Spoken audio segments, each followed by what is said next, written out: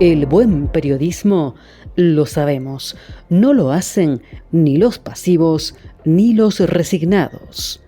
Javier Restrepo. En Póster Central, los hechos en el relato de sus protagonistas.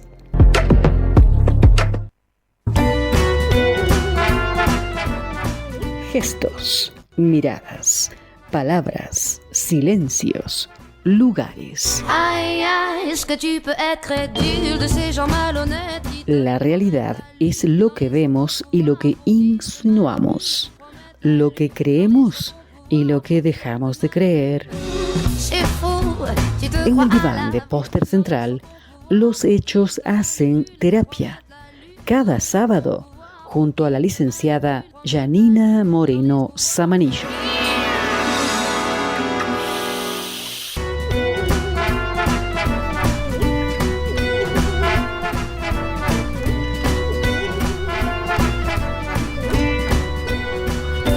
Y a las 10 de la mañana, 46 minutos en esta jornada nublada, con tanta humedad, con la lluvia que según el Servicio Meteorológico Nacional no va a llegar, pero que parece rondar la región, que ha provocado tantos inconvenientes en el sur provincial, en el sur de Santa Fe. Bueno, al menos hoy tendríamos una tregua para disfrutar la ciudad, para vivirla.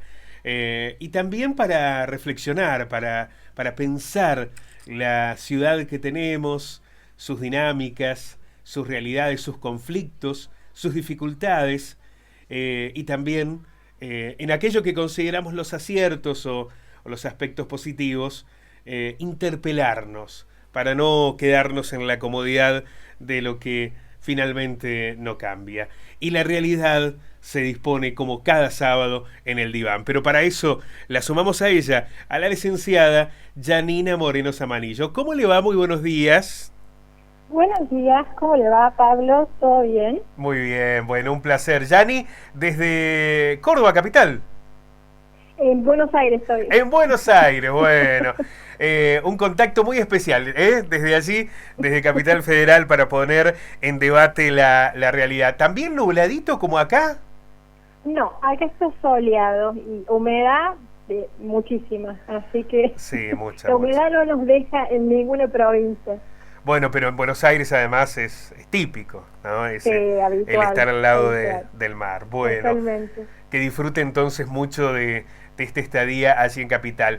El tema que habíamos planteado para hoy, Yani, está relacionado con un abordaje que en general asumimos en su análisis, en discusión, cuando el hecho está consumado. Y ahí aparecen los datos, ¿no? Hablamos del bullying, el acoso escolar, en la que al niño se lo expone a daños físicos, a veces psicológicos, de forma intencionada y reiterada por parte de otro. En la Argentina, el bullying, desde que se comenzaron a hacer las estadísticas, expone al país en el 5º lugar entre las naciones del mundo con mayor cantidad de casos. Es cierto que hay muchos países que no tienen estadísticas o no tienen estadísticas confiables. La Argentina sí lo tiene, por eso aparece así. Pero hasta el 2023, según la ONG Bullying Sin Fronteras, había al menos 50.000 casos al año. Es decir, hablamos de algo con lo que convivimos todos los días. Exacto, es una problemática más cotidiana y frecuente de lo que todos creemos. Se da en estas dos etapas, que es la infancia y la adolescencia, porque el bullying sucede en el ámbito de lo escolar. Ahora, esto ha sucedido, uno puede, reflexionemos sobre lo que nos ocurría a nosotros antes de que se lo identificara como bullying o comenzaran a hacerse estadísticas y se lo abordara de manera profesional. Cuando íbamos a la escuela, éramos más niños, también uno podía describir de que el bullying era una cuestión habitual, ¿no? Y que sin embargo no se lo identificaba como tal o no se lo abordaba desde un sentido institucional o incluso profesional, salvo en los episodios muy graves, ¿no? Cuando ya la violencia era una cuestión cotidiana o significaba la lesión y demás de un compañero. Al menos hoy se visibiliza. Sí, eso es lo más importante, Pablo, porque no se lo deja pasar por alto.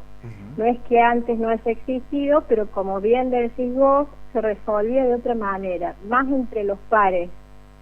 Que no sé si estaba bien antes o está bien ahora, yo creo que siempre es mucho mejor que intervengan las instituciones en términos de prevención, ¿no? Lamentablemente, cuando estamos ante estas cuestiones, ya está el hecho sucedido, como vos decías, y el acoso repetitivo, bueno, genera mucho daño en quien es víctima de esta situación. Daño colateral y consecuencias a veces hasta gravísimas, pero no solamente en la violencia física, sino todo lo que determina al sujeto a nivel psicológico y todo lo que se produce de violencia en términos de lo verbal. Todo eso es traumatizante para un niño o para un adolescente.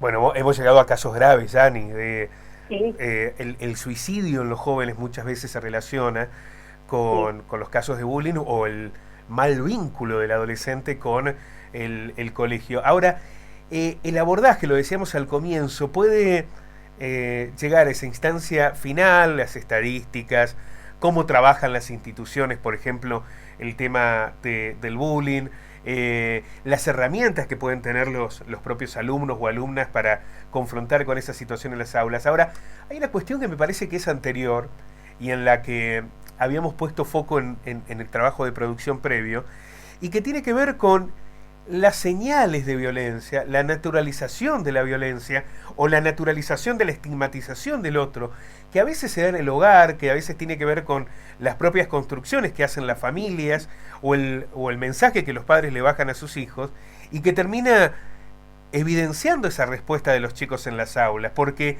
no es que el niño nace naturalmente con la construcción de ser violento. Esto también tiene que ver con los entornos. Sí, es que viene de ahí, Pablo, el origen de una situación donde un niño, un adolescente empieza a acosar a otro par. El nacimiento o el origen está dado en el centro de vida, en el circuito familiar que tiene, o a veces ha sido también anteriormente víctima de acoso o bullying. Ese es el problema, cuando uno hila finito en la revisión y el análisis de cada situación, podemos identificar que este niño o este adolescente que está agrediendo está en una situación compleja, ¿no? Y no es para justificar la situación, pero sí para que hagamos un análisis profundo, porque generalmente se da en esos términos. Lo que pasa es que el bullying es un tema que no lo podemos trabajar de manera colectiva solamente, digo, podemos trabajar en el aula, en el grupo, pero después es muy subjetivo lo que hay que realizar en términos de cada niño o cada adolescente, por qué le está pasando lo que le pasa y está teniendo estas reacciones, estas conductas ante otros compañeritos de su escuela. Qué difícil esto en este contexto donde lo que se pone en discusión es si está bien o está mal que haya discursos de odio. Porque viste que muchas veces el tema de los discursos de odio pareciera que fuera un problema únicamente de los adolescentes. En las redes sociales son los chicos los que dicen cualquier cosa por las redes. Y la verdad es que ahí lo primero que se ve es una acción violenta por parte de los adultos, ¿no? Que han naturalizado el discurso de odio. Está naturalizado, Pablo, y fíjate, te voy a poner un ejemplo. Sí. Vos, por ejemplo, hay adolescentes, y generalmente se da en la situación de bullying, discriminar o acosar a otro niño o adolescente por una cuestión de discriminación en términos de una minoría, por ejemplo. Sí. Porque una cuestión de género, una cuestión de rasgos físicos del otro, o porque usa anteojos, o porque usa brackets, o porque tiene el pelo de determinado color. Digo, y eso es lo que escucha en su casa. Tiene que ver con los discursos de odio que se dan en su casa, con la cuestión peyorativa hacia ciertos colectivos que generalmente son minorías, ¿no? Entonces, el niño no es que, como vos bien lo dijiste recién, nació con este sistema de creencias. Lo fue construyendo a partir de lo que circuló en el relato de su entorno, de su familia.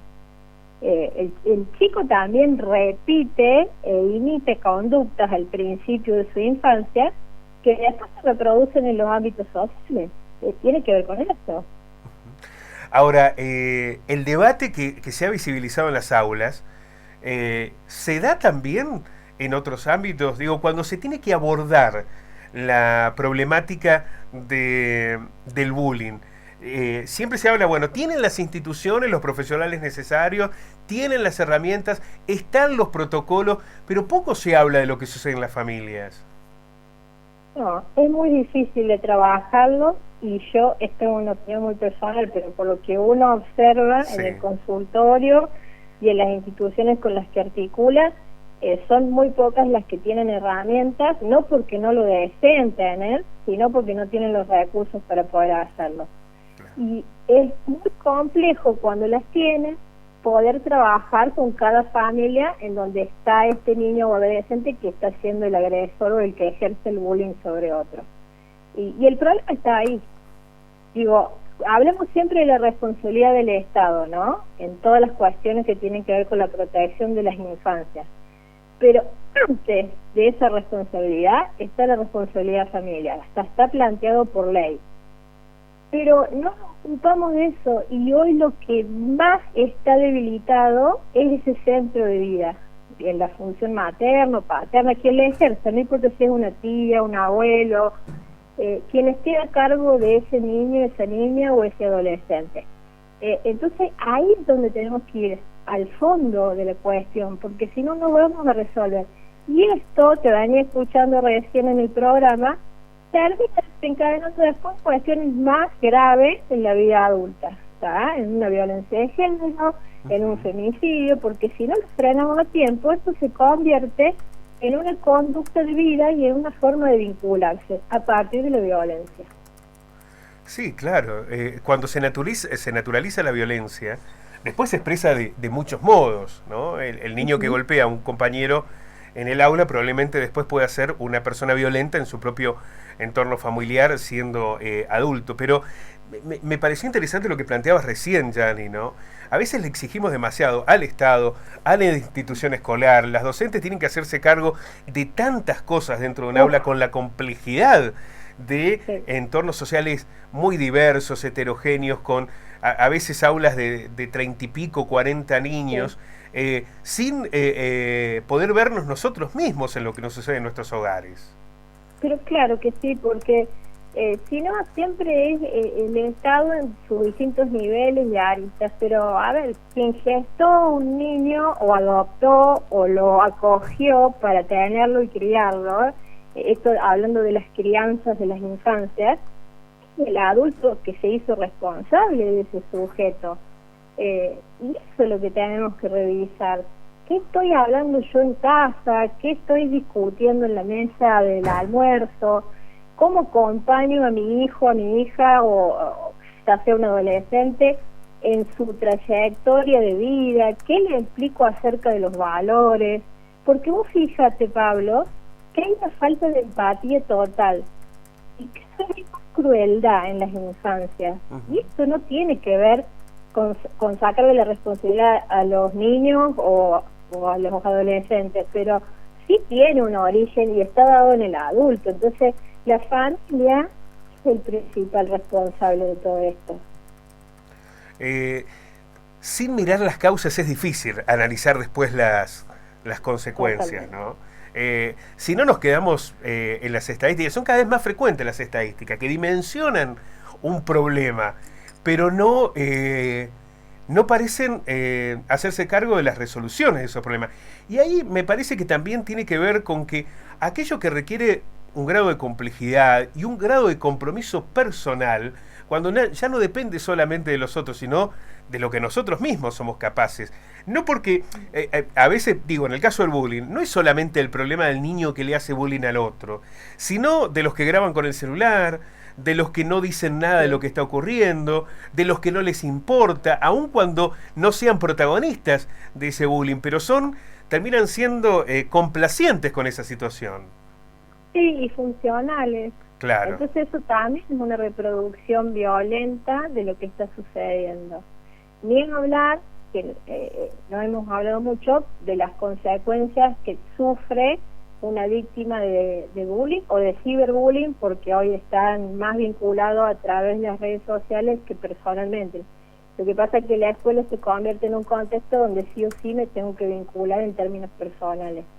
Pero quien sufre este acoso, bueno, recién lo dijiste vos, a veces termina en el peor de las situaciones como consecuencia de un suicidio, de un niño o un joven que no sabe qué hacer o cómo hacer para salir de ese infierno y termina quitándose la vida, que es un horror.